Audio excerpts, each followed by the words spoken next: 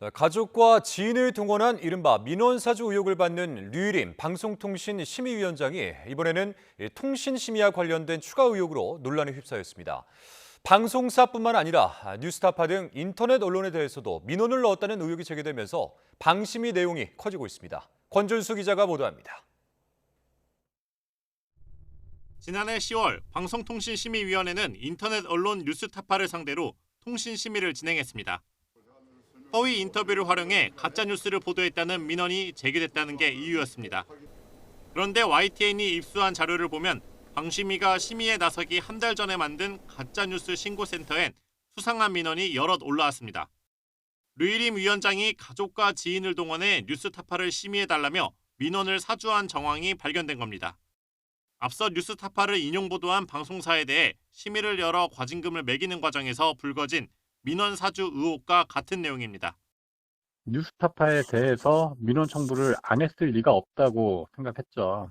기존에는 인터넷 언론이 방심위의 심의 대상이 아니다라는 게 공식적인 입장이었고, 그런데 류일임 위원장이 오고 나서 갑자기 입장을 바꾼 거예요. 가짜뉴스 신고센터 개설 직후 나흘 동안 들어온 관련 민원만 25건.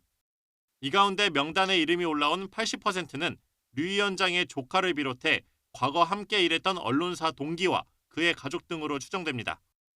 같은 날짜 같은 시간대에 10분 단위로 연달아 접수되기도 했습니다. YTN은 방심위의 민원 청구 의혹과 관련된 사실관계 확인을 요청했지만 방심위는 개인정보가 들어가 있다는 이유로 불가능하다고 밝혔습니다. 류 위원장은 YTN과 MBC 등 방송사에 대한 민원 사주 의혹으로 권익위 신고에 이어 고발됐지만 2달 넘게 수사는 별다른 진전이 없는 상태입니다. 하지만 지난주 법원은 방심위 야권 김유진 위원의 해촉 효력을 정지시키면서 민원 사주 의혹이 전혀 사실무근으로 보이지 않는다고 판단했습니다.